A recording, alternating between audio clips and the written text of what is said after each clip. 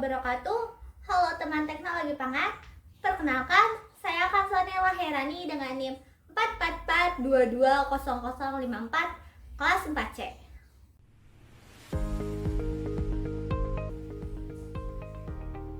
Tahu gak sih teman teknologi pangan apa itu kadar abu dan mineral? Kadar abu suatu bahan pangan sangat erat kaitannya dengan kandungan mineral. Kadar abu menggambarkan kandungan mineral dari sampel bahan makanan yang merupakan senyawa organik sisa hasil pembakaran suatu bahan organik pada suhu tinggi 450 derajat Celcius. Dalam prosesnya, seluruh kandungan organik yang terdapat pada sampel dibakar atau dioksidasi secara sempurna menjadi karbon dioksida dan uap air, sehingga residu yang tertinggal merupakan kandungan organik sampel seperti mineral. Reaksinya dapat digambarkan sebagai berikut ini. Beberapa senyawa organik yang terdapat pada bahan pangan antara lain yaitu kalsium, sodium, besi, zinc, potasium, dan belerang.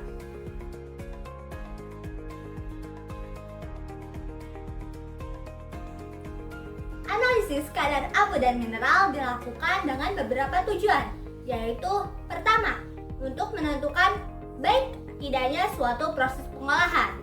Dalam penentuan kadar abu dapat diketahui tingkat kebersihan pengolahan suatu bahan atau misalnya pada proses penggilingan gandum diharapkan dapat dipisahkan antara bagian endosperm dengan kulit atau katul dan lembaganya. Yang kedua yaitu untuk mengetahui jenis bahan pangan yang digunakan. Penentuan kadar abu dapat digunakan untuk memperkirakan kandungan pada produk, seperti misalnya buah pada pembuatan jelly. Selain itu, kandungan abu juga dapat dipakai untuk menentukan atau membedakan produk asli atau sintesis seperti vinegar ataupun madu. Yang ketiga yaitu penentuan abu sangat berguna sebagai parameter nilai gizi bahan makanan. Adanya kandungan abu yang tidak larut dalam asam yang cukup tinggi menunjukkan adanya pasir atau kotoran yang lain. Penentuan abu juga berfungsi sebagai bahan evaluasi nilai gizi suatu bahan pangan yang dapat digunakan pada label kemasan. Misalnya itu seperti ini.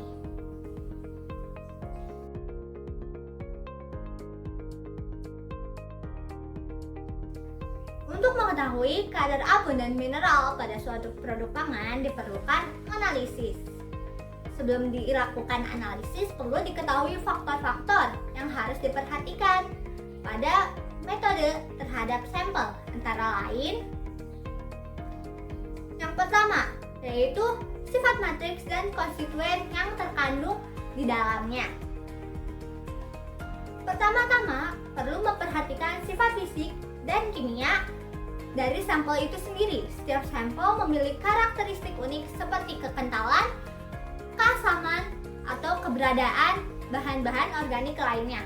Memahami sifat-sifat ini akan membantu dalam menentukan metode destruksi yang paling cocok untuk sampel tersebut. Yang kedua yaitu jenis logam yang akan dianalisis.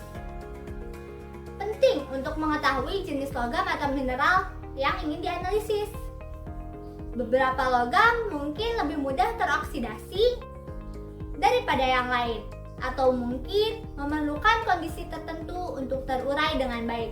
Pengetahuan tentang jenis logam akan membantu dalam memilih jenis oksidator yang tepat untuk digunakan dalam proses destruksi. Yang ketiga yaitu metode yang akan digunakan untuk penentuan kadarnya. Penting pula untuk mempertimbangkan metode yang akan digunakan menentukan kadar logam dalam sampel setelah proses destruksi selesai. Beberapa metode analisis memerlukan kondisi spesifik atau persiapan sampel yang berbeda, sehingga penentuan metode yang tepat akan mempengaruhi proses destruksi yang dipilih. Analisis kadar abu dapat dilakukan dengan metode pengabuan yang dibagi menjadi dua, yaitu metode kering dan juga metode basah. Pengabuan kering menggunakan suhu tinggi dengan mendestruksi komponen organik. Contohnya dengan suhu tinggi di dalam tanur atau furnace. Sementara itu, pengabuan basah dilakukan dengan mendestruksi komponen-komponen organik.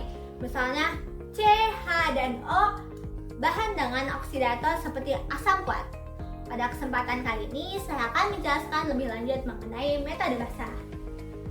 Dan abu dengan metode pengabuan basah memiliki prinsip yaitu dengan mengoksidasi komponen organik sampel menggunakan oksidator kimiawi seperti asam kuat. Pengabuan dengan metode ini biasanya lebih banyak digunakan untuk persiapan sampel mineral-mineral mikro atau disebut trace minerals atau mineral-mineral toksik.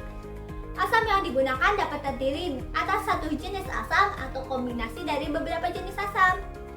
Pemilihan kombinasi asam dan perbandingan jumlah asam serta cara kerjanya tergantung pada jenis bahan yang akan didestruksi. Beberapa jenis reagen asam atau asam yang digunakan dalam mendestruksi pengabuan basah antara lain yaitu yang pertama, ada asam sulfat pekat. Asam sulfat pekat sering ditambahkan dalam sampel untuk mempercepat terjadinya oksidasi. Asam sulfat pekat merupakan bahan pokok oksidasi yang kuat. Meskipun demikian, waktu diperlukan untuk mendestruksi masihlah cukup lama. Yang kedua yaitu ada campuran asam sulfat pekat dengan kalium sulfat pekat yang dapat digunakan untuk mempercepat dekomposisi sampel. Kalium sulfat pekat akan meningkatkan titik didih. Yang ketiga, ada campuran asam sulfat pekat dan asam nitrat pekat yang sering digunakan untuk mempercepat proses destruksi juga. Kedua asam ini merupakan oksidator yang kuat. Dengan penambahan oksidator ini akan menurunkan suhu destruksi sampel yaitu pada suhu 350 derajat Celcius, sehingga komponen yang dapat menguap atau terdekomposisi pada suhu tinggi dapat dipertahankan dalam abu yang berarti penentuan kadar abu menjadi lebih baik. Yang keempat yaitu ada asam perklorat pekat yang dapat digunakan untuk bahan yang sulit mengalami oksidasi. Perklorat pekat merupakan oksidator yang sangat kuat. Dengan perklorat yang merupakan oksidator yang sangat baik memungkinkan pengabuan dapat dipercepat.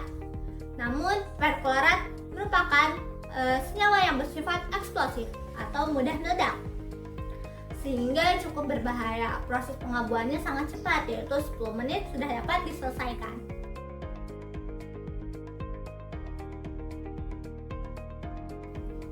Cara pengabuan basah yang sering digunakan yaitu menggunakan asam nitrat untuk mendestruksi zat organik pada suhu rendah dengan maksud menghindari kehilangan mineral akibat penguapan. Pada tahap selanjutnya, proses seringkali berlangsung sangat cepat jika ditambahkan asam perklorat atau hidrogen peroksida.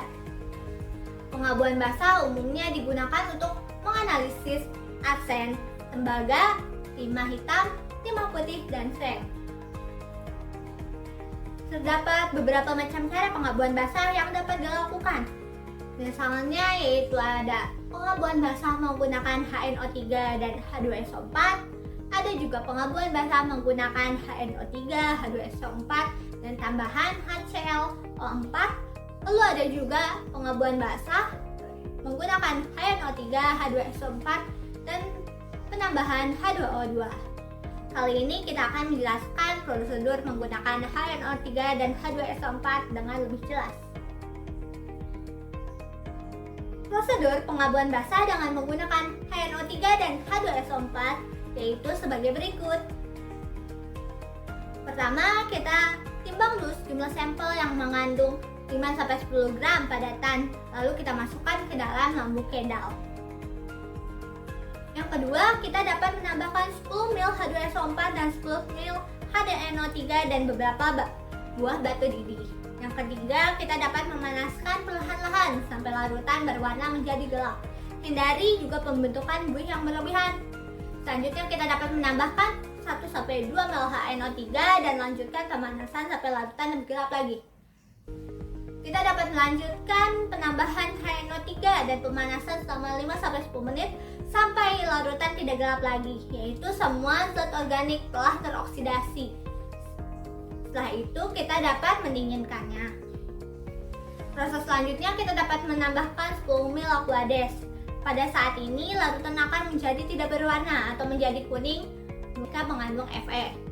Dan panaskan sampai berasap. Terakhir kita dapat mendinginkan dan mengecerkan sampai volume tertentu.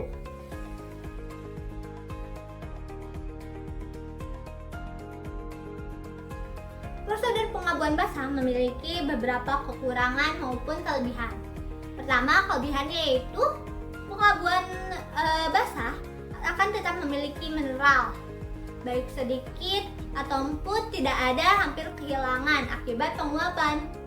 Selanjutnya yaitu pengabuan basah menggunakan suhu yang lebih rendah daripada pengabuan kering dengan waktu oksidasi yang cukup singkat. Namun, pengabuan basah pun memiliki kekurangan, yaitu kita perlu melakukan analisis dengan hati-hati, terutama jika menggunakan asam perklorat. Oleh karena itu, hanya sedikit sampel dapat dikerjakan dalam satu waktu. Cukup sekian dari saya, kurang lebihnya mohon maaf. Wassalamualaikum warahmatullahi wabarakatuh. Dah.